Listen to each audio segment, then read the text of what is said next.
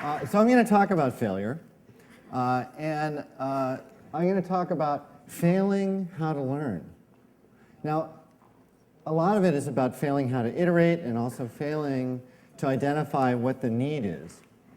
And I have 20 minutes to teach you how to fail, or to at least talk about it. And some of it's really obvious. Children get this. They sort of get it intrinsically, and it's not until we're adults that we realize that our fear and status transactions and power kind of get in the way. And so I want to give an example. This is the design challenge. So build the tallest structure you can that supports a marshmallow, right? So here's what you get. For a team of 4, 20 pieces of spaghetti, a meter of tape, 1 piece of string, freestanding, you get 18 minutes. Now, how would you approach that problem? Would you just start building? Would you sketch? Would you talk about it first with your group? Well, I've been doing this exercise for over 5 years, and I've tested about 700 people. And over the last year, I've had an epiphany about how teams approach design problems. So I've done university schools, business school students at Cal, at Berkeley, 150 telecom engineers in Taiwan, students at the University of Tokyo, and a bunch of engineers and managers at various companies. And I have some thoughts about how people learn. You learn by doing, anticipating problems you could not have understood before you started. Very few people understand the structural properties of uncooked spaghetti. You know, maybe Danny Myers does, but you know, and you work in parallel by learning, seeing other teams around you. Being first to market is usually bad because you actually want to learn from the mistakes of those around you. And multiple iterations almost always beats the single-minded focus around a single idea. All projects have resource constraints, but you won't get any more unless you ask. And people often self-edit heavily, right? So this applies to everything, not just design, with the possible exception of marriage, where you generally want to try to limit the number of iterations. And it's also good not to be first to market. So the Taiwanese engineers were excellent, you know, pretty good median score, around 24 inches, and they were methodical and efficient. They didn't game the rules, but they were not the highest scoring. Here's the epiphany. The highest scoring group of all was kindergartners, had an average score of 25 inches, right? And they outperformed the lowest performing group of all, business school students. Now, why is that? You know, maybe I had a particularly high-performing group of kindergartners, but why are they so much better? Well, you know, they don't talk about who's going to be CEO of Spaghetti Corporation for 5 minutes. You know, they just get in and they start doing it, and they learn the materials, and they don't talk about the problem. And it's amazing sort of watching how they learn.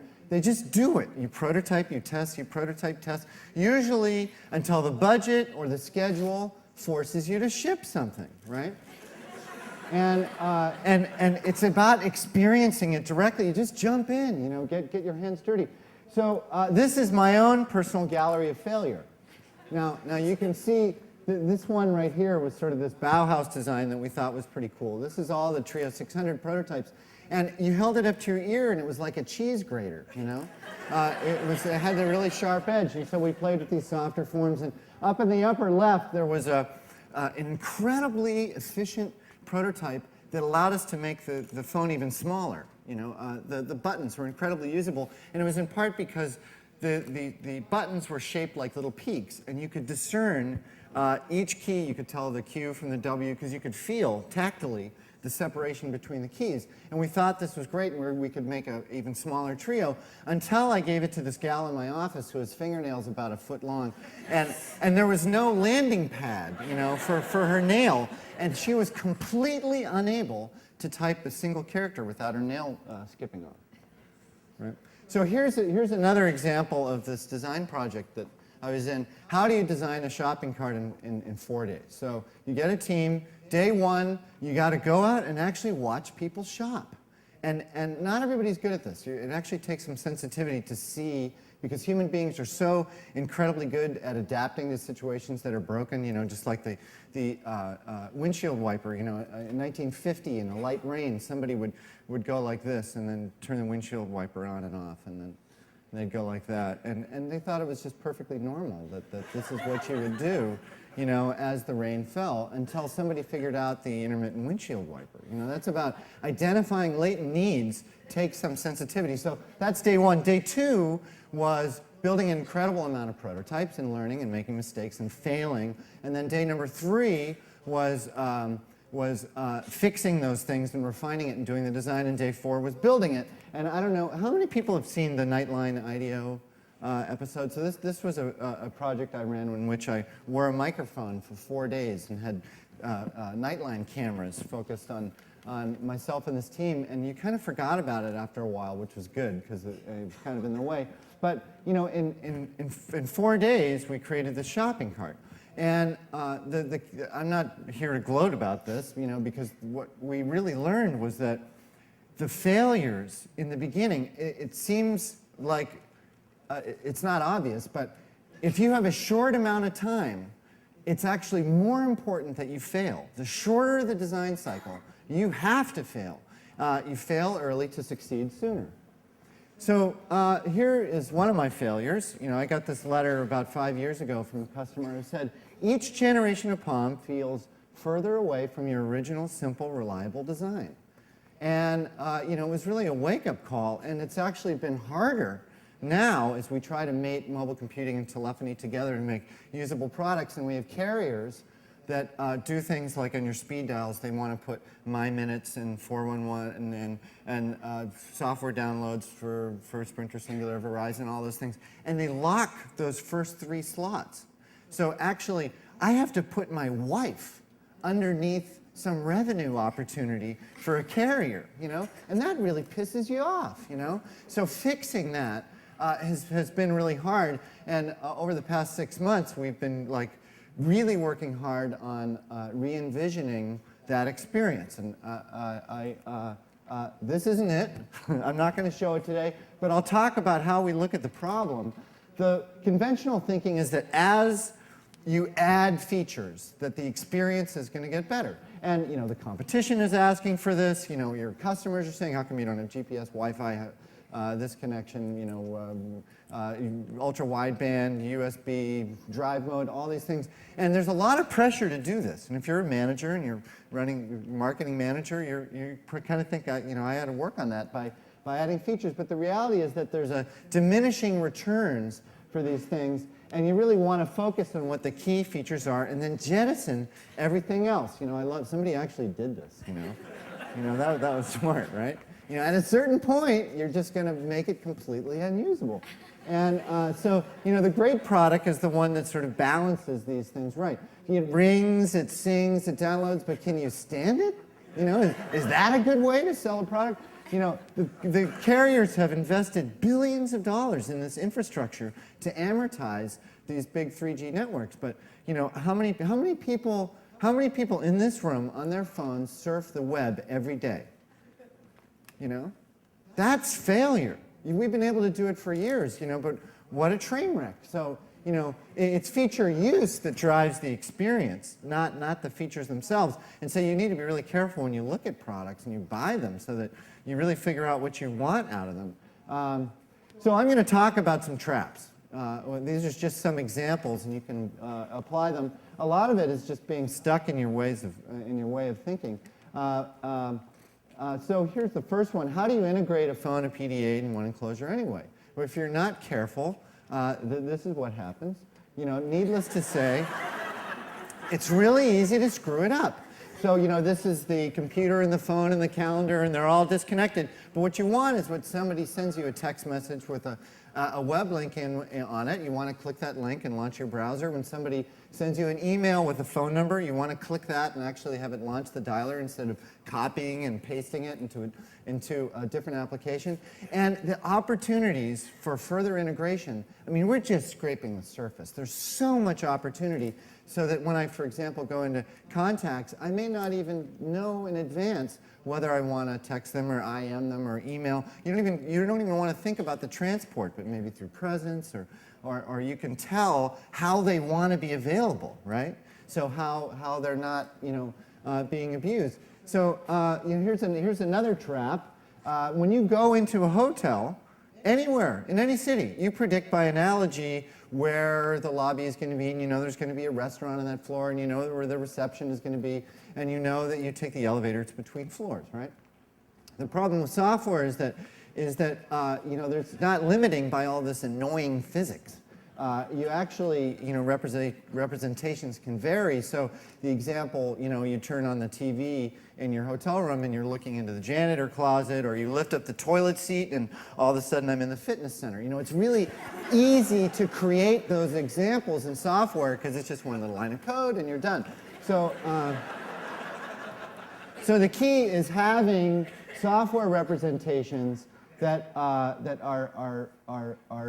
make clear mental maps for customers. You want to give them a map and you want to be consistent between applications, and that's really straightforward. And if you break it, you need to be really clear about why you're breaking it. That consistency is what's critical. Now, the biggest problem, the most painful trap that companies, that products, that especially technology, is the feature trap. You really want to avoid this trap at all costs. Now, here's an example. The only one that's maybe not allowed to comment on this one is Chris, is the sort of megapixel rush in cameras. How many people have seen a Blu-ray screen? A 1080p full Blu-ray. How many people in this room? A fair number. I mean, you can see the lion on the Serengeti with their fur blowing in the wind. You see a lot of detail. It's really rich. Guess, everybody hold their hands up for a second. All right, now how many people, keep your hands up, in this room, if you believe that it's more than 5 megapixel images in one of those screens, the super high, lower your hand. More than 5, okay. How many people believe that it's less than 4? How many people believe that it's actually less than, how many people believe that it's 2 or more, right? How many people believe that it's just 1 2 megapixel image? How many people believe it's just 1 2 megapixel image in a super high resolution screen? Well, they're the ones that are right.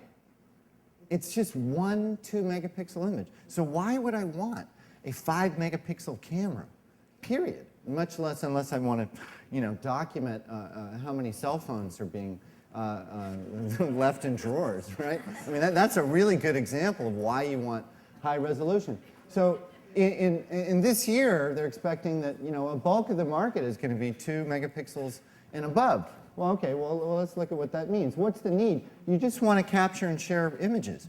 And the lowest image, that CIF, CIF resolution, which is, tiny, is actually bigger than the resolution of most cell phone screens. And so, okay, you might want to email it to somebody. But a 2 megapixel image is a lot of details. And it turns out that there's a downside to more megapixels, because it's like you have this piece of silicon, and each pixel is like a Dixie cup that collects light, that collects photons.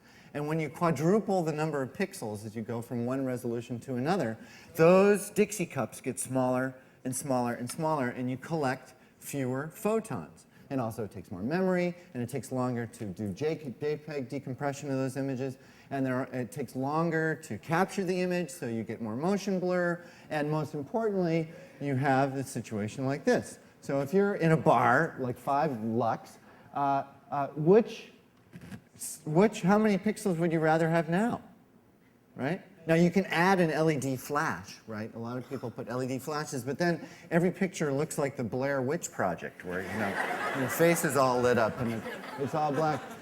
So what would the kindergartners pick for their cameras? Right? It's really obvious, but yet, at Palm we kind of decided we can't fight this anymore, because the stupidity where people say, well, more pixels is better, they're just wrong. It is in a certain context if you're doing high-resolution photography, but if you want to, what's the need? Again, what's the need you're trying to solve? If I'm just trying to share between one phone and another, or maybe see a small image, on my computer, that's all you want. So it's just a great example of how you can be driven to pick solutions that seem conventional, but they have significant amounts of downside. All right, so how do you avoid the feature trap? You focus on what the needs are and not the technologies, and engineers especially really suck at this, because of their mastery of complex things, right? So the key is to eliminate frustration. Oh, sorry. Excuse me. Can you hold on for a minute?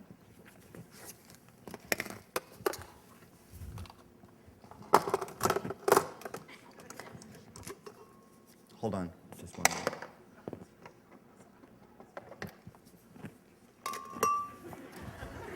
Just one more minute.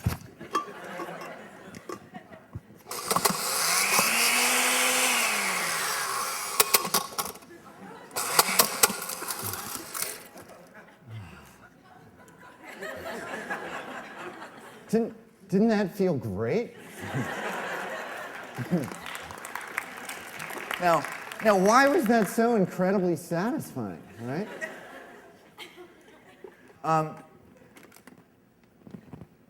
Sorry. If you could solve that problem, right? Somebody actually did just call me, right? And if you could solve that problem, that annoyance, and you could build $1 billion company on that. Just the whole idea of taking something that's really frustrating, getting calls when you don't want to receive them, and managing all those streams of information, your email, your IM, Mark just wrote this book on bit literacy, about managing those streams of information and how people have really become overwhelmed. That's become a really sort of a cultural transition and a significant problem in how people manage their lives. It can be so incredibly satisfying to shut all that off, So I'm going to leave you with one last idea, which is about learning how to fail, right? So children are so incredibly good at this. Ask a kid to draw a pig, and you'll get the most incredible drawing of a pig. And if you ask an adult, many adults are kind of afraid, I don't know, I don't like to draw, I'm kind of uncomfortable with it. And a lot of this is it's about jumping in and doing it, and about experiencing it, and it's wonderful, and it's fun, and it feels great. When was the last time that you ever really experienced building something? Think about that. Thanks a lot.